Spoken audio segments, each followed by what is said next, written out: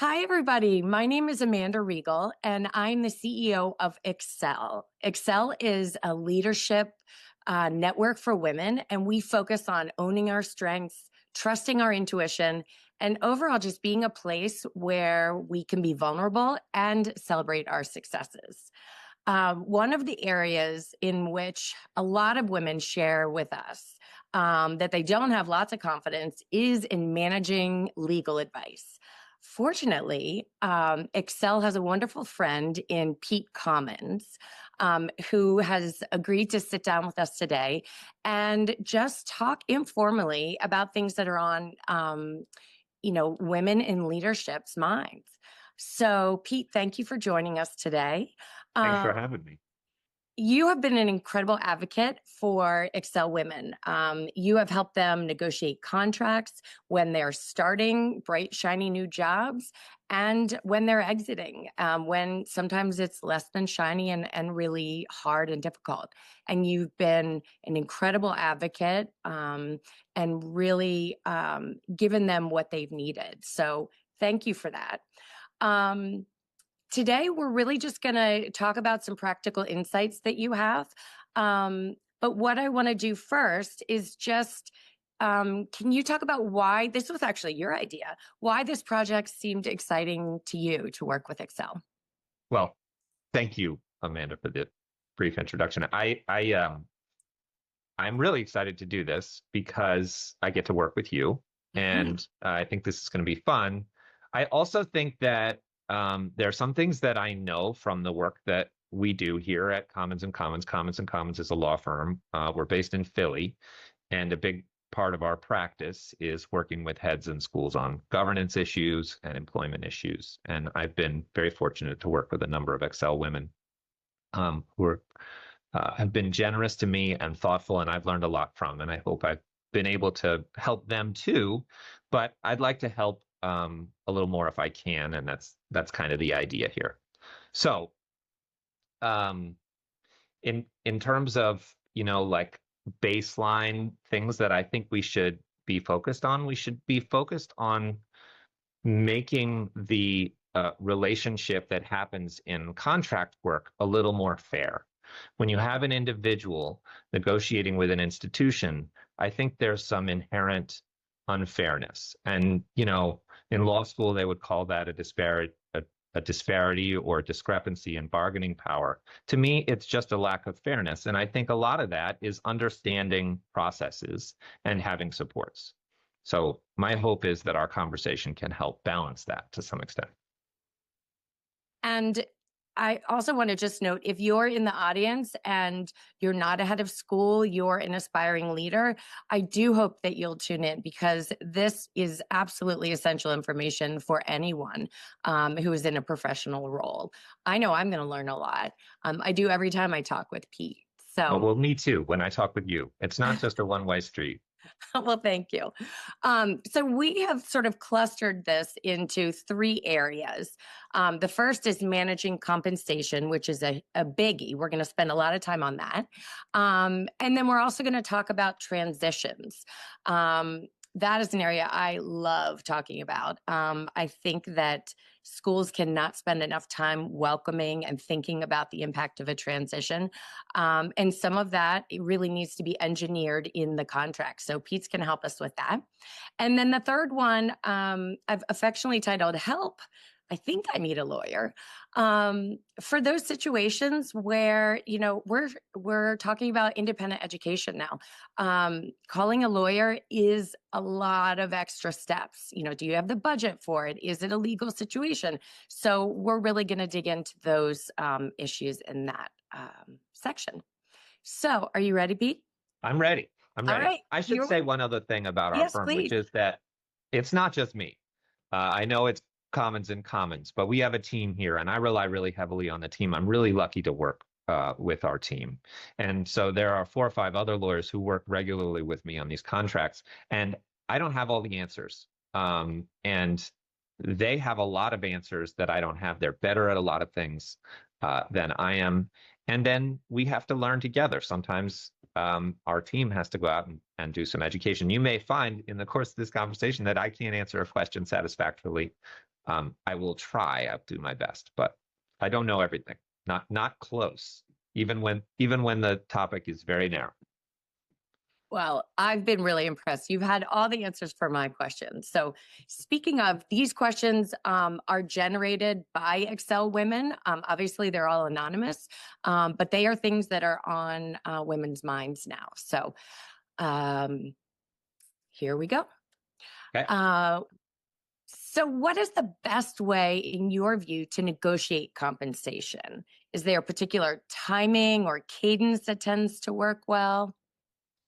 So I have a sort of program that I've developed over the last 20 years for negotiating compensation. I think that it works most of the time. There's no perfect arrangement that's going to work all the time. So that's the first thing to recognize. These are human interactions, and you have to center the humanness in a negotiation. I think that's really important.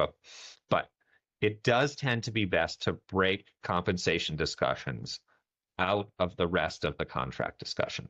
Now, that makes perfect sense, sort of logically, right? Because why would you spend a lot of time working on technical provisions like indemnification or future cooperation or non-compete if you don't have an agreement on what you're going to be paid? So I think logically it makes sense to start with compensation. Practically, it makes sense too, because there are too many points of disagreement in a conversation, which is entire contract, compensation, and terms. It's much better to have a set of challenges that you work through, take a moment, take a beat, have an understanding, and then move to a new set of challenges. And that's been true as I've reflected on this work in my life. Like that's true in lots of human relationships, right? You don't tackle everything at once. So that's true of contracts too. So, Employment contracts for heads of school, just to be yes, clear. thank you. Um, so, I'm sure what's on people's minds is also talking about the dollar amount, the cash comp. And I remember, so I have seen it from many perspectives. I've been a board chair, I've been a search consultant. And I remember that as a search consultant, they always coached us to say, you shouldn't have any finalists that are on campus that are not going to accept the job, in theory. And Yes. so they need to have been the amount that is the agreed upon range needs to be public and shared with them.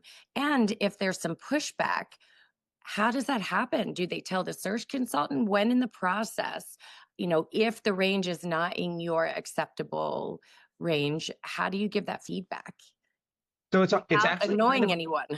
yeah, it's actually kind of a hard thing for a candidate, right? Like you can imagine you're a candidate, you have another job, you're doing your other job, maybe you're a head of school, maybe you're a division head, maybe you're doing something else, and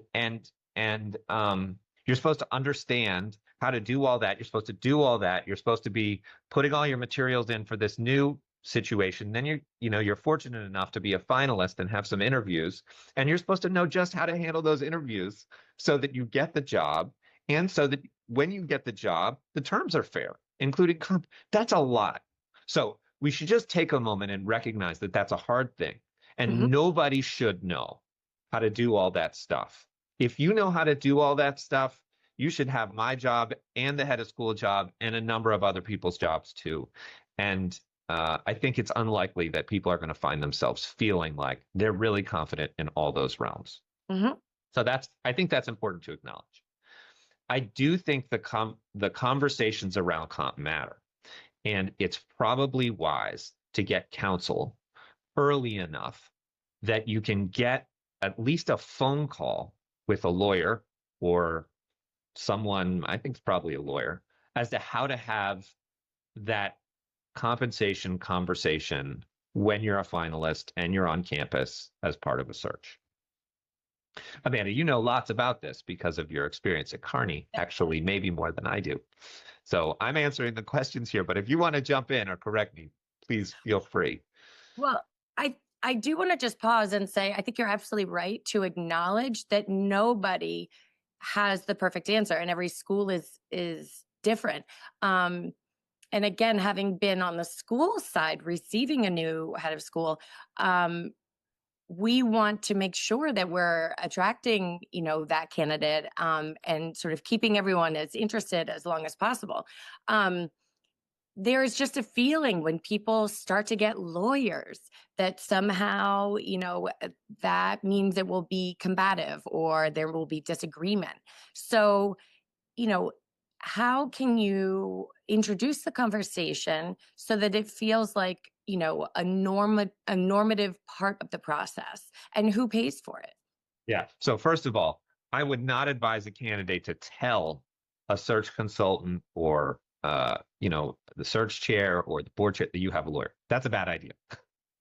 Good, So important thing to note. Thank you. keep it to yourself, right? Don't walk in there and say, I talked with my lawyer and we're not talking about this, or we are talking about this, or this is what I can and Yep. can't say. None of that is a good idea. Yep. Getting advice is great, but you don't have to say that you're getting advice all the time. There is no obligation to discllose that. And even if you were That's asked a huge, direct Pete. I don't question, think everyone knows that. That is huge. Can you say that again? gosh, I'm sure I can't say it the same way that I Well, said it. just I'm that terrible at that, but it's not your obligation to share that you have engaged with a lawyer. right. Okay. And even if you were to get a direct question, someone says, do you have a lawyer in this process? You can probably think about a way to not directly answer that question. Say something along the lines of, well, if I become the head, or if I become your candidate, I probably will engage counsel to go through the process, without saying, I have already engaged counsel and this is who it is, or without saying, I will engage counsel absolutely. I think that you can live with and you can share some question as to how it's going to work out. And That's that great. is real. Lots of people have hired me for an initial conversation and then headed through the process on their own. And that's fine. Fine with me, maybe best for them. But I haven't answered your question yet, which is how to handle a conversation around compensation early in a process before you're the candidate, before you're the selected candidate, while you're a finalist, probably is when that would come up, right? And I think the answer is, in general, I would like fair, good compensation, good, fair compensation for excellent work.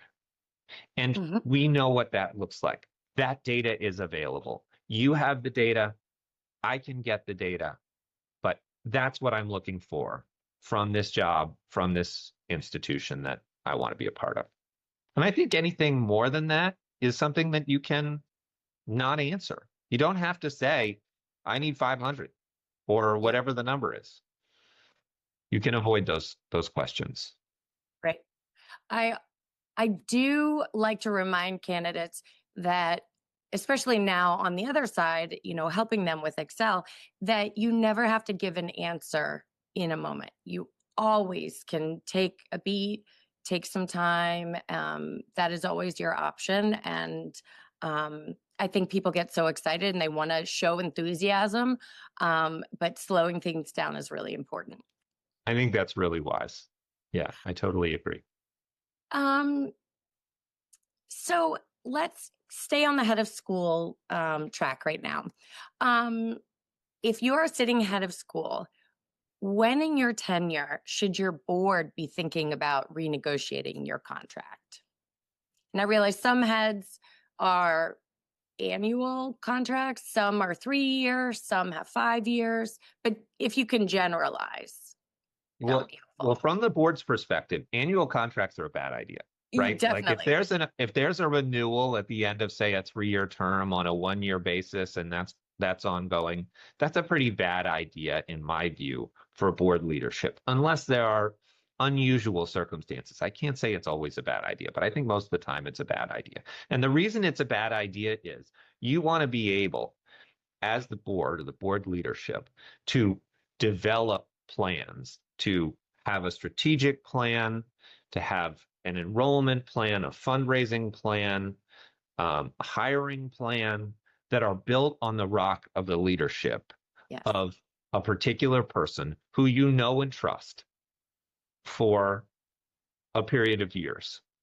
And I actually think boards are getting that message because in my work, I'm seeing longer and longer contract terms being offered by schools.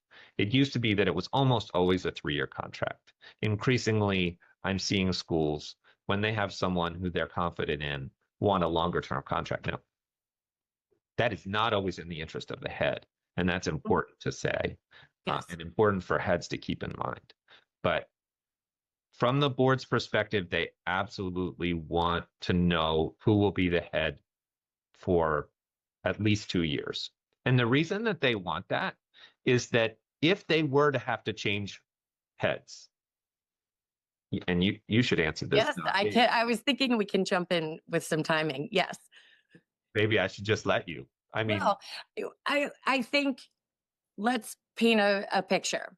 You have a brand new head, signed a 3-year contract. It is the beginning of year 2.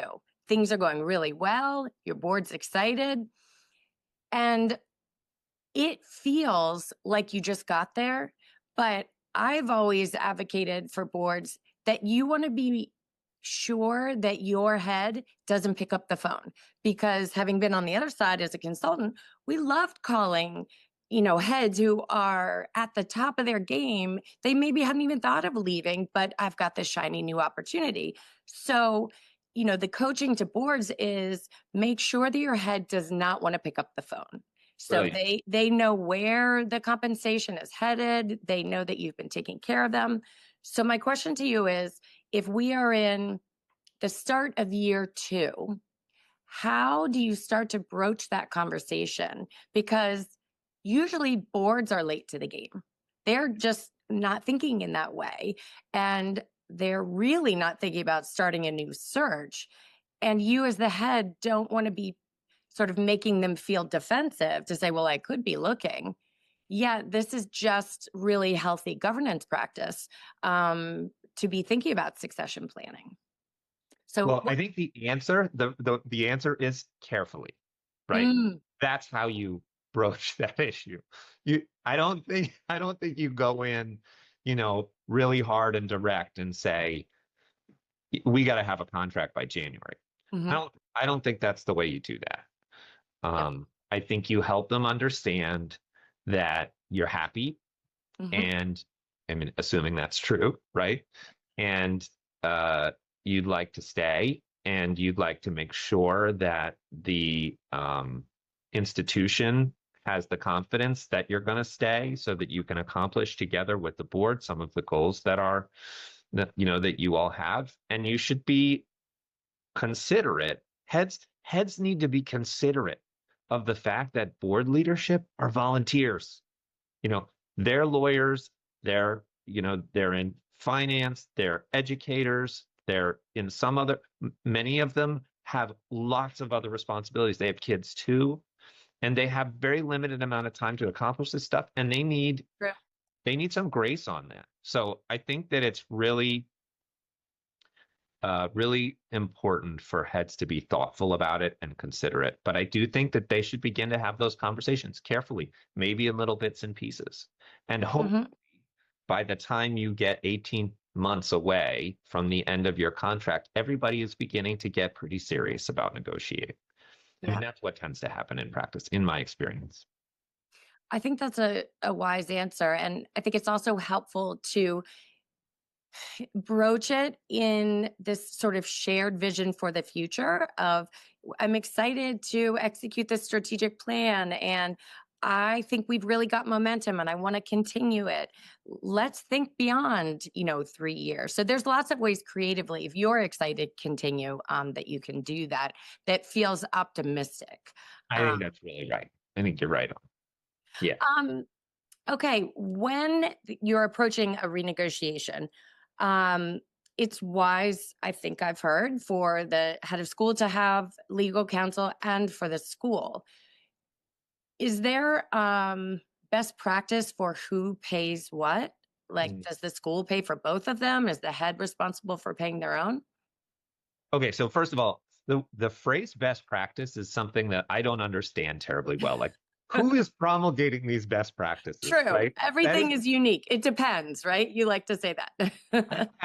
I just think that it's an interesting phrase that I hear a lot in schools, right? Not, all the time people are saying, well, this is the best practice and this isn't best practice. And I'm like, wow, I've got to get the book on best practices because I don't Right. have that. Now, NAS may promulgate something like that, right? Yes. That may be true. Um, in terms of getting counsel, there's one thing I want to say. I do think that good counsel helps. I think bad counsel doesn't help. And that's really important to keep in mind, right? Like if you're getting a bunch of bad advice, um, How do you that's know if not it's gonna, bad though, Pete?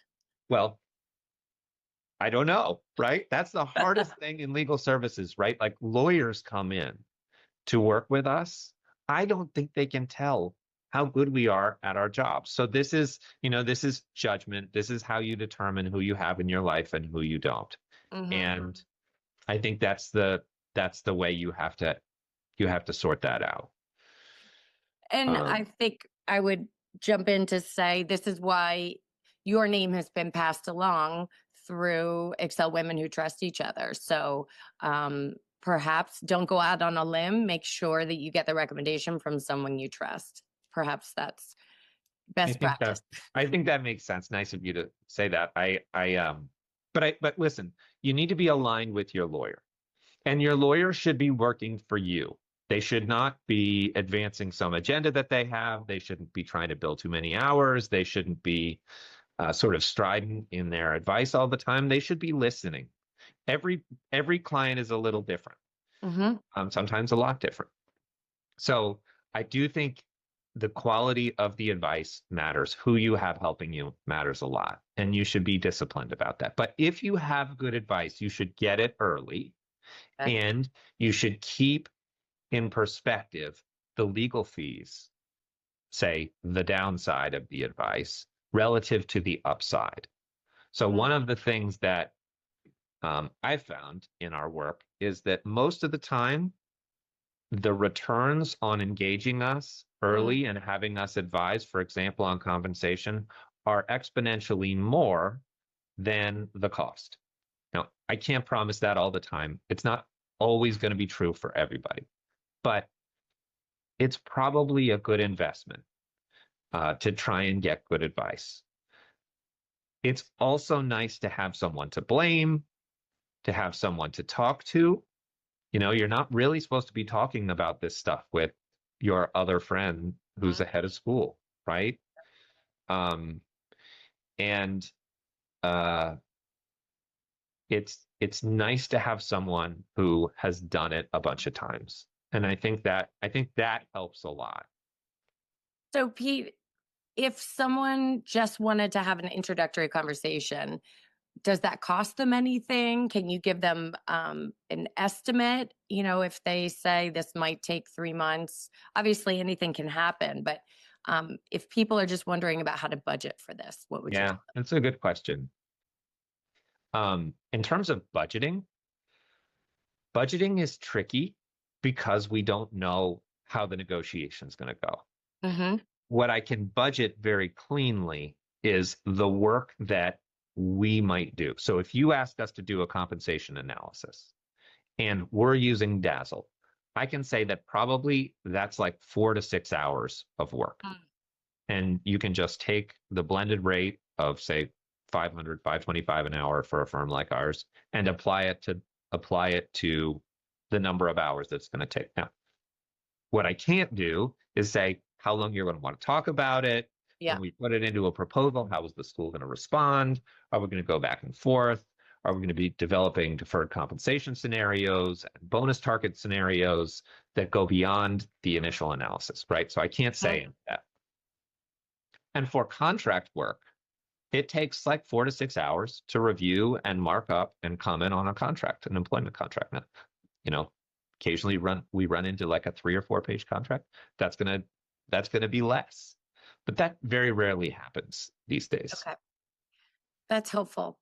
Um, can we shift? Well, one more juicy question. Yeah.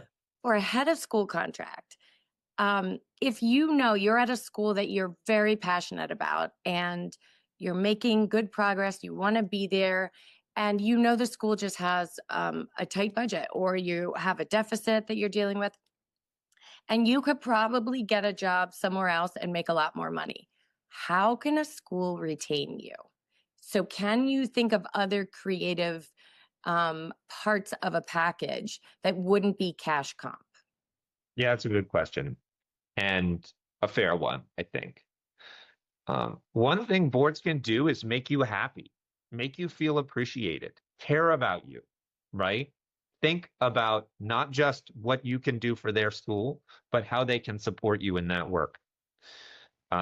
I think that matters a lot to heads.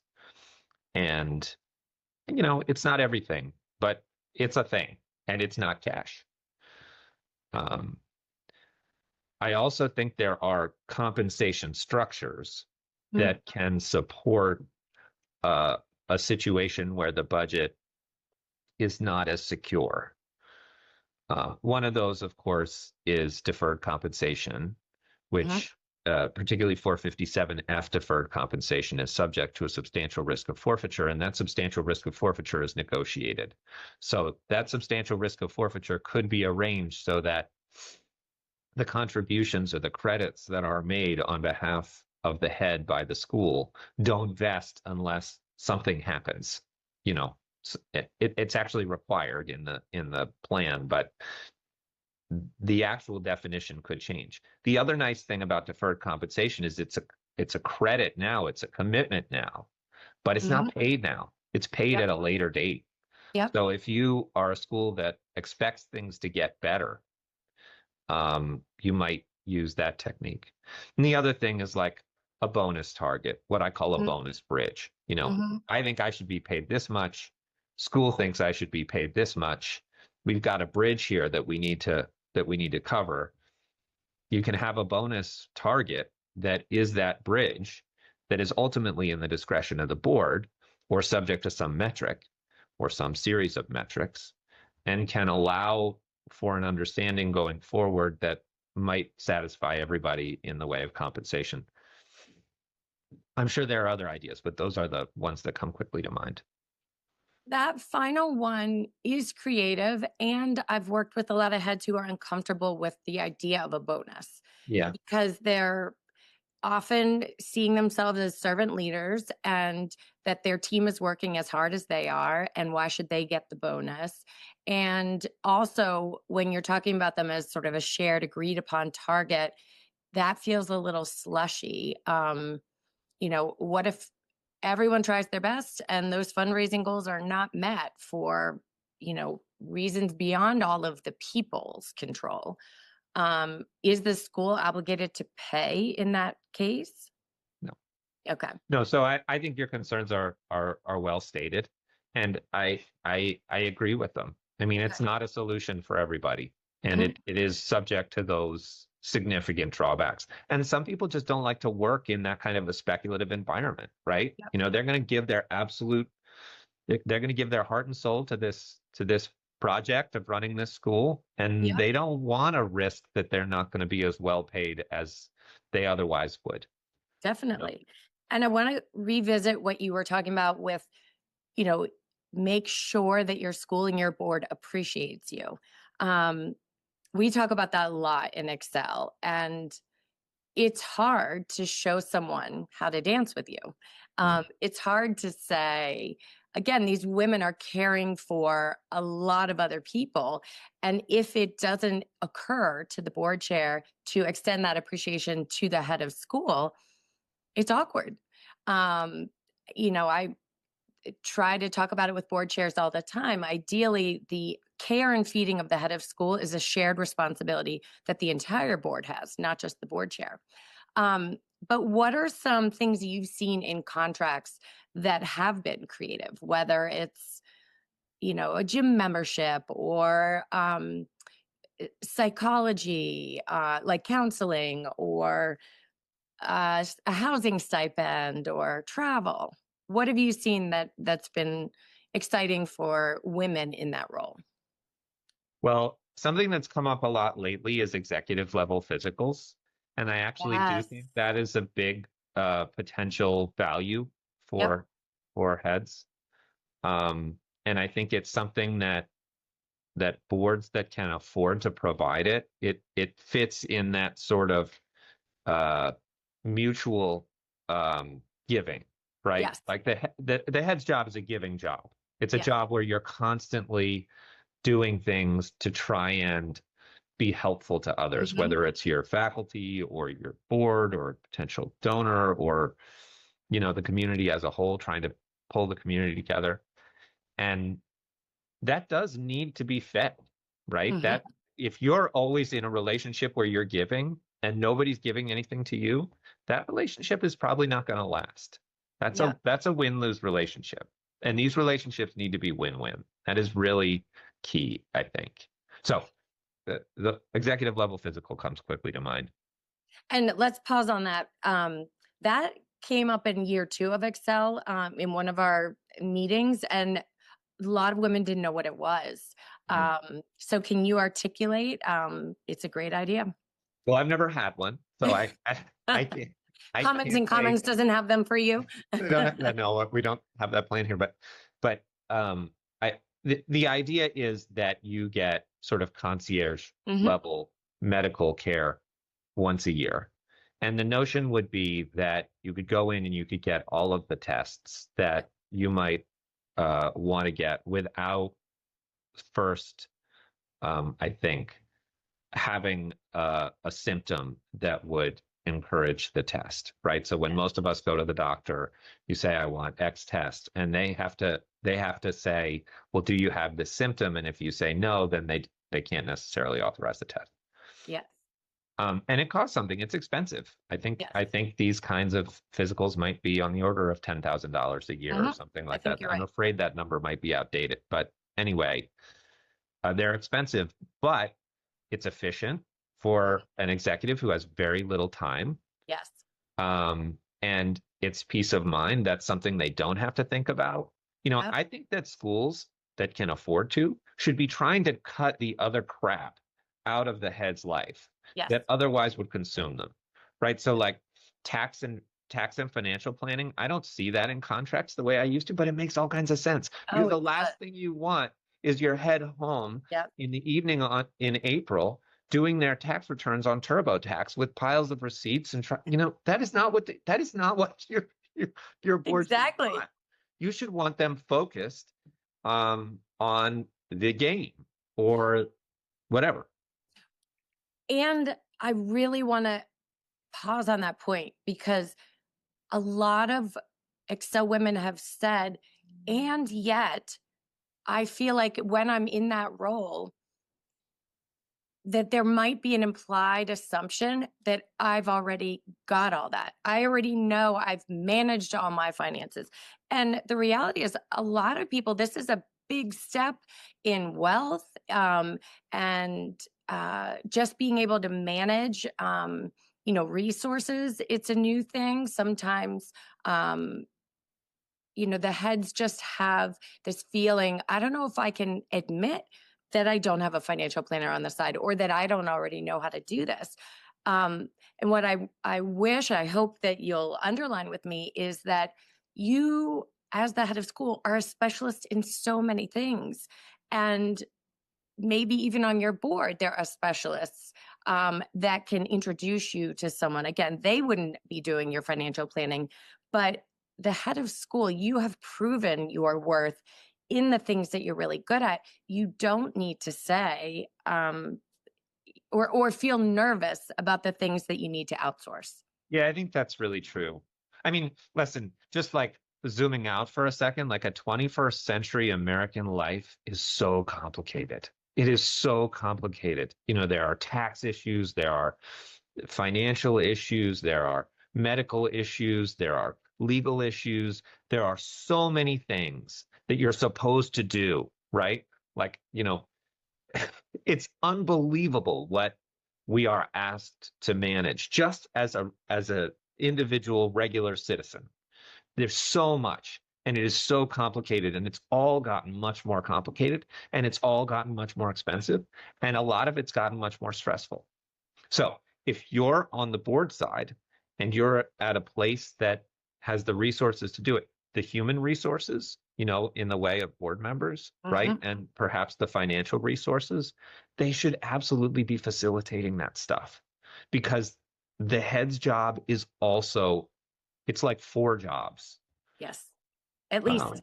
at least, and it's really hard. I actually have a personal vignette on this. My wife is a lawyer here. We've been working together, and in the last few years, we got a CFO and we got a bunch of other lawyers who are working with her. And I learned she had been doing like 5 jobs. I had no idea. I was doing one job. She was paying the bills. Pete. She was managing all the insurance. She was doing all the tax work. She was managing the physical plant. She was being a lawyer for lots and lots of people. And I had no idea. But that is something that is really true. I think for a lot of heads, they're doing so many jobs, and they're supposed to understand enrollment and admissions and finance and endowment and investments and all of the education stuff, which is so broad, right? And all the other things that I've forgotten, so many things. And they're doing lots and lots of jobs. So what was the moment where your wife said, I think I might need help with this? I don't think she ever said. She just kept doing more and more and more. And she did it. I mean, to her great credit. And, you know, like lots of men in relationships, I don't think I really noticed. I was just, I was grateful, but I wasn't that aware. And I think we need to have that kind of communication in a professional sense, right? Definitely. Last question in this contract negotiation. Are things that we talked about that might be wellness or, adjacent to those kinds of things, are they eligible for like a leadership team member as well to ask for, or is it really just isolated for heads of school? Well, I think this gets at a question as to like where my work tends to lie, and Yep. whether that really makes sense, and where it's likely to go. Mhm. Right now, most of the people who have the resources and the interest in hiring a lawyer to advise them on a contract or something are heads. And they're most of the time the people who are getting multi-year contracts, which validate the cost, right? Because you're amortizing the legal cost over 3 years rather than over 1, for Yep. example. But I think that's going to change, and I think it really should. Mhm. I really believe that there are lots of roles in schools where the school would benefit enormously, and maybe the head would benefit enormously from a multi-year contract from, a CFO or Yep. someone in admissions, or, Mhm. a whole host of division head, a whole host of Yep. positions. And I think we're going to see that. I did predict that there would be more and more in-house counsels at school, and that's beginning to happen. Many of the biggest schools are now getting in-house counsel. They absolutely should. The idea that the head is just supposed to like understand all of the basics of legal issues so that they know when they need to call counsel, and this is a criminal issue, and this is a civil issue, and this is not an issue at all. Oh, That's your crazy. head hurt. Yes. Yeah. Well, this is really, really helpful. Well, why don't we thank each other, Amanda, Okay, sounds good. for this opportunity. I really appreciate it. And it's been fun. It's fun to talk through something. I mean, this is kind of like an embarrassing thing in my life, that I like talking about contracts, right? Like, this is fun for me. If I was just meeting I'll someone, geek what do out you with like to you. do? I'll I'd geek like to out on talk about- contracts with you. I like to talk about executive contracts and education. That's really what is the most fun for me. But it is. So It's thank you. very niche, Pete. It is very niche, but we will be your audience. Pete, thank you so much for spending time with us. This has been really informative, and it has just whetted my appetite for more conversation, which we will do soon. I Thank you. hope so. Yeah. Thank you, Amanda.